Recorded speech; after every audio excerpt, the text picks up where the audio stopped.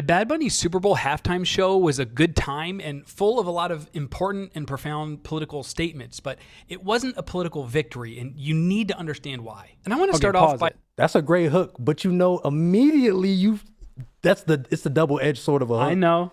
When you hook somebody with this ain't good, right, then that's what people going to react to. But go ahead. Yeah, so I just want to point out like what I say, right, that it was a powerful and profound message, right? Because a lot of people hit me like I was saying I disagreed with the message. Powerful, profound message, but it wasn't a political victory. And if I could run that back, I would change my language there slightly to say it wasn't a policy victory. Yeah, it says Bad Bunny show wasn't a victory. Yeah, I would also put it in the on-screen text. I saw that and I was like, huh? Yeah, because so is that kind of where we don't have to we'll get into it as we go more, but is that kind of where what is your take? Before we even watch it, tell me what your take was on what the video, what do you think I was trying to say? I'll say two things. One is what I initially heard, which was Bad Bunny Super Bowl performance. There was something wrong with it. Yeah.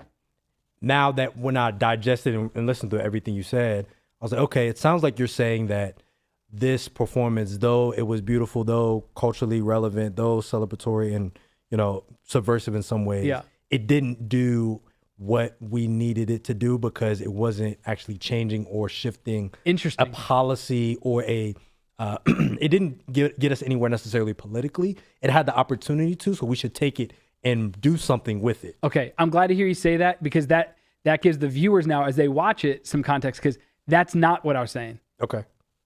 And maybe that's on me as a communicator. Bad Bunny isn't just your typical celebrity performing, some kind of political posturing. He's really from a people who have been oppressed by American imperialism. And he's used his platform consistently, not only to speak out about it, but to actually take action in real life, standing in solidarity with his people. And his performance at the Super Bowl this year was no different. But I do think we need to talk about what happened.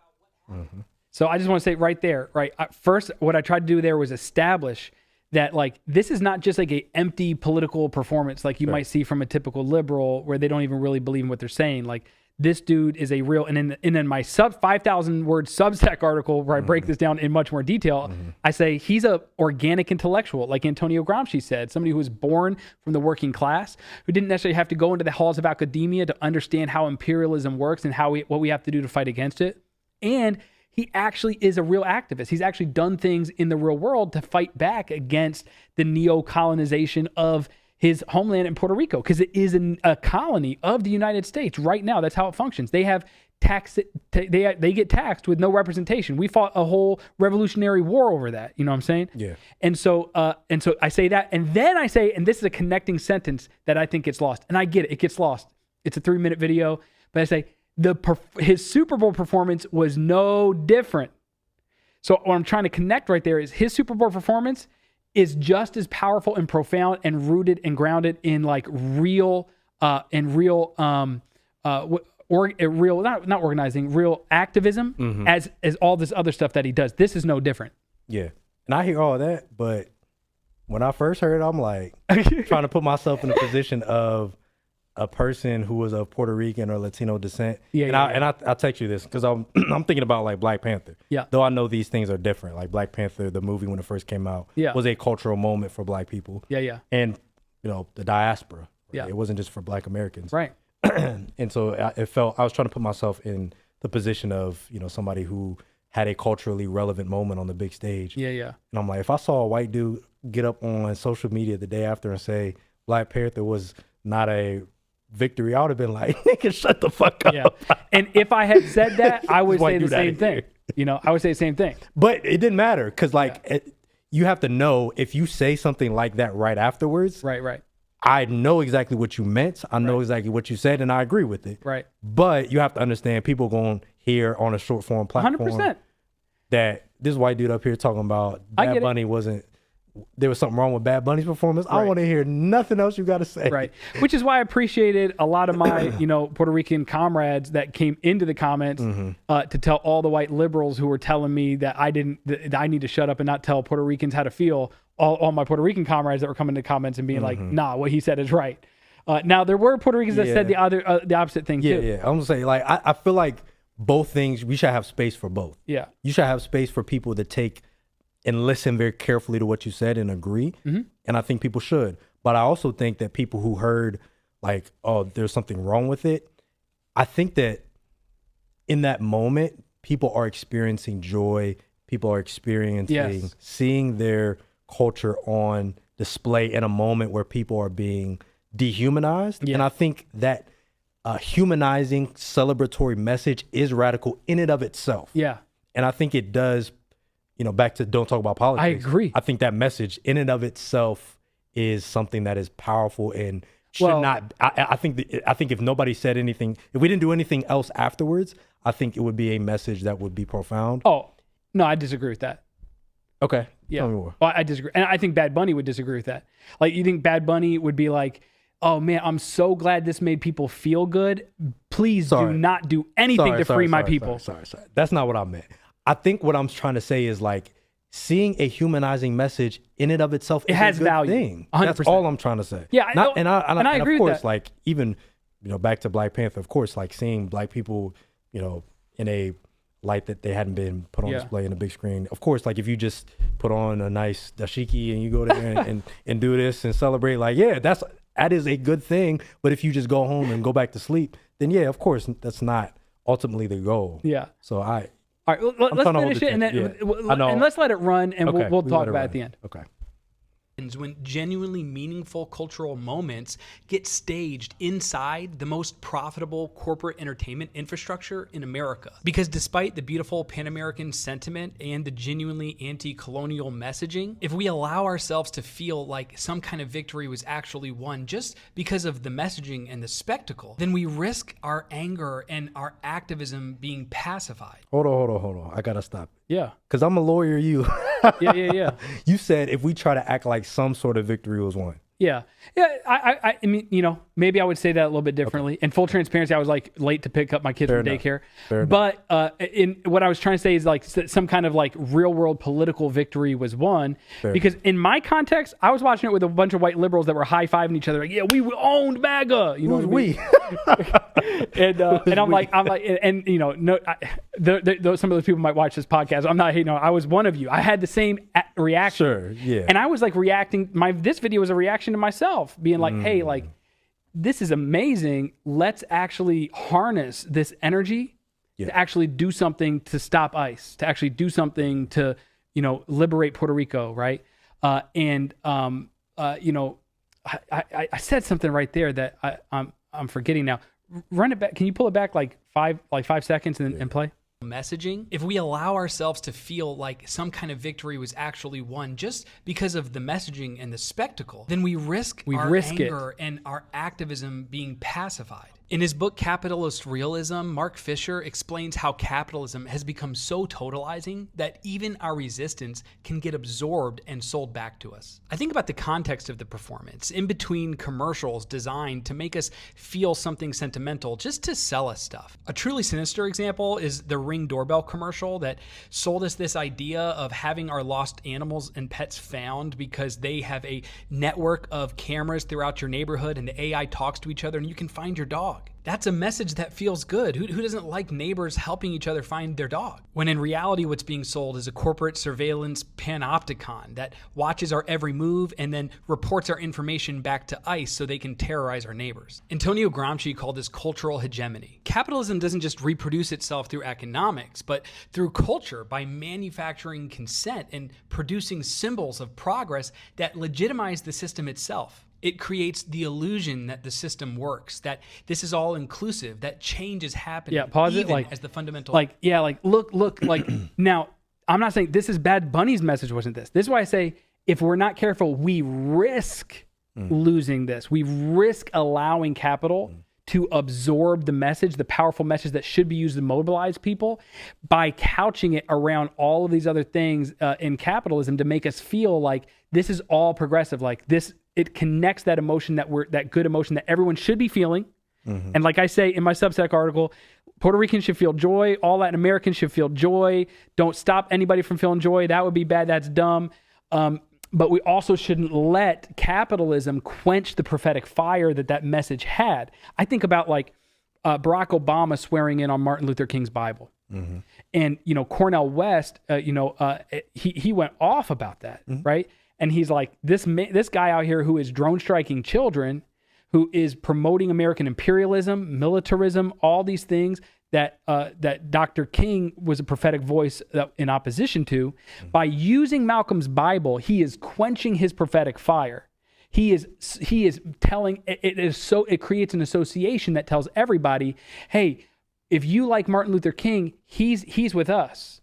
And so that's not what Bad Bunny was doing. Yeah, I still think Bad Bunny should do the presentation. I think he should have done it. Okay. But what capitalism wants to do is then make sure that you associate the critique of capitalism with capitalism. It's like this, you know, Zizek tells this joke, right? About, and this just kind of fits in with, you know, I was going to say this when we were talking about Obama earlier, that like you have two different kinds of parenting that are both authoritarian. But one we think is progressive and liberal, but it's actually the most authoritarian. The one that most people think is most authoritarian is, son, we are going to see your grandmother, whether you like it or not. Shut up. We're going. The one that seems progressive and open, but is actually more authoritarian, is the dad that says, we're going to go see your grandmother, and your grandmother loves you very much. And if you don't like going to see her, you're really going to hurt her feelings. Because not only is he telling you what to do, he's telling you how you have to feel about it. And so they're creating like this association. So what I'm saying is not Bad Bunny performing here creates this association. No. It's, if we're not careful, we have to be mindful of the ways in which capitalism will want to do this. Yeah, I hear you. I'm trying to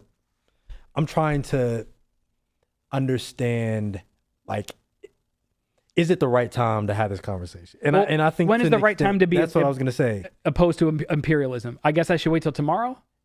Yeah. Yeah.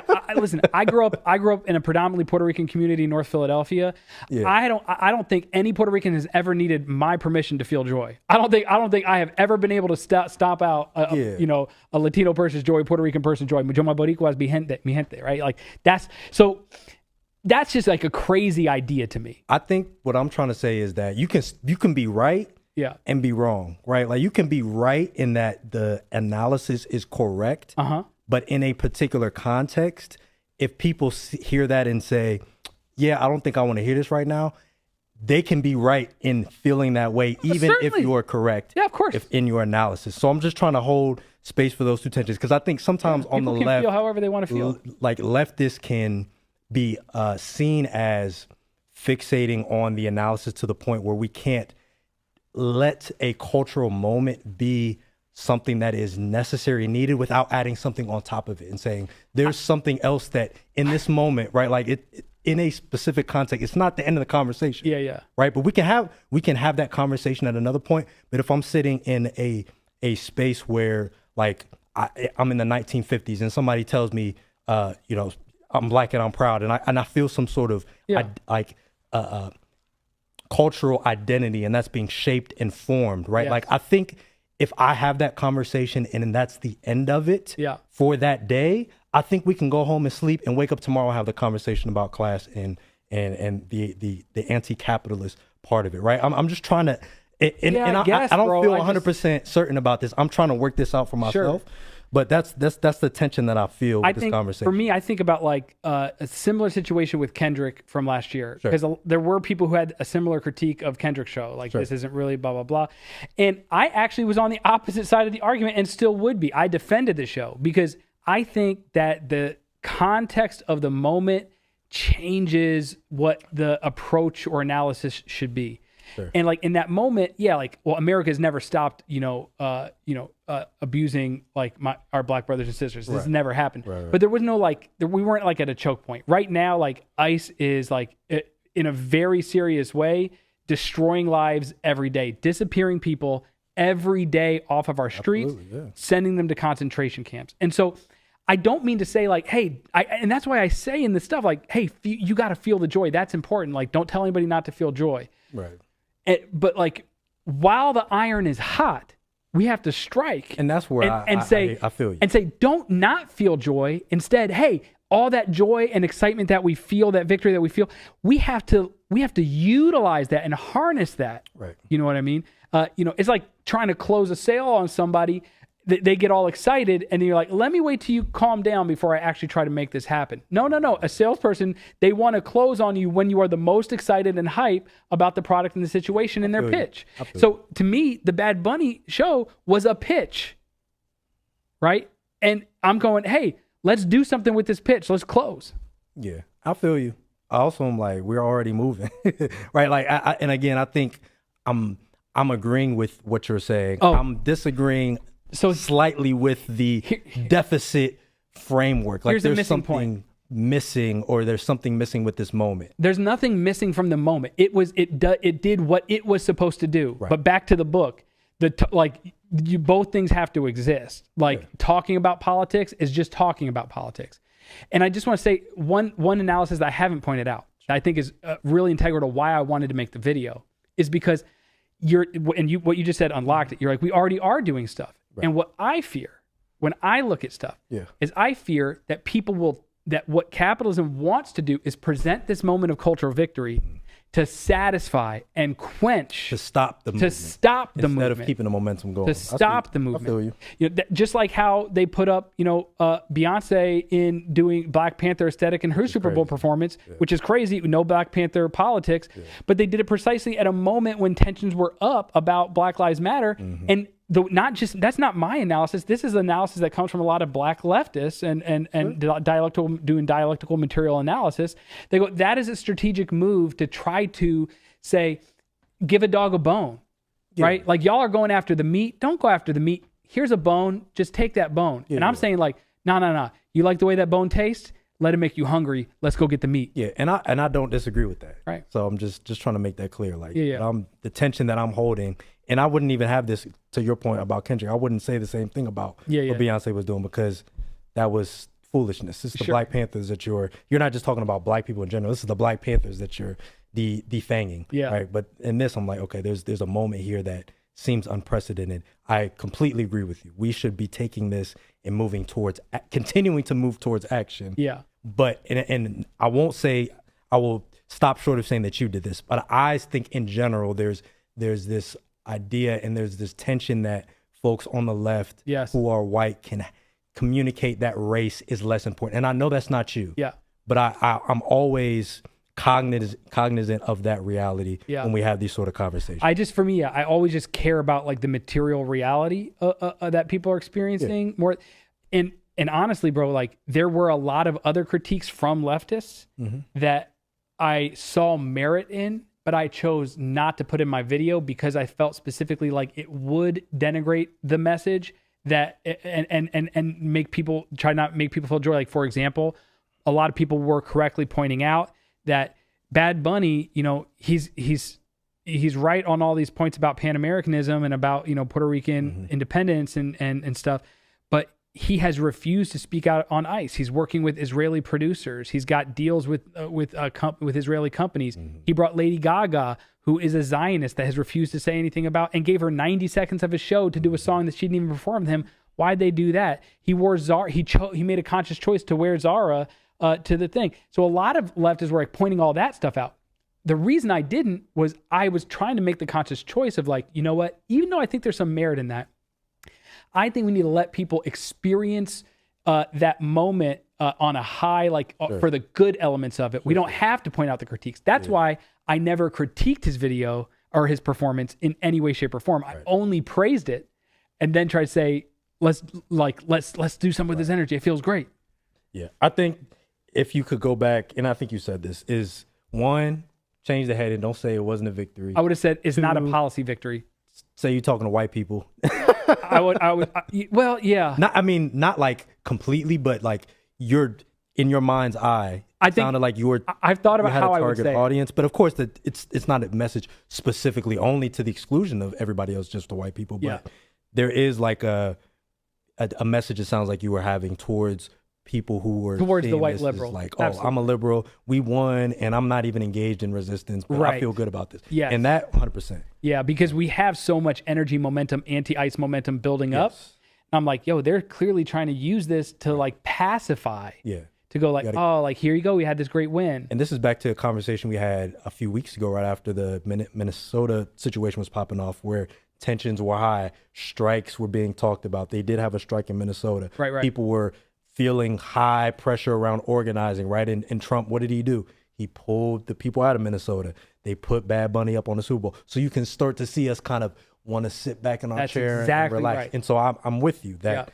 we have to be careful not to be pacified or to get a little bit too relaxed, when in reality, they're just going to send ICE somewhere else. They're going to be a little bit more covert, but they are continuing the same fascist push across the nation. That's exactly it. And if we get too comfortable, then that's what they want. And if I wanted to pour ice, water on the parade, or I don't know what the correct saying is, right? If I wanted to rain out their parade, I would have said all that other stuff and pointed all other stuff out instead of saying like, hey, we should celebrate this. Yes, if I could go back, I would say the Bad Bunny show wasn't a political victory. I would identify white liberals. And I would also say right up front, because I do essentially say this, but I would just make it clearer. The Bad Bunny show was a cultural victory. Yeah. The Bad Bunny show was a messaging victory. Yeah. And if we want to help, if we want to convert those into policy victories so we can actually get ICE out of our streets and liberate our brothers and sisters in Puerto Rico, then we have to actually do something with it. Keep the foot pedal to the metal, keep organizing. I would say it differently. Yes. Yeah. And that's fair. Okay.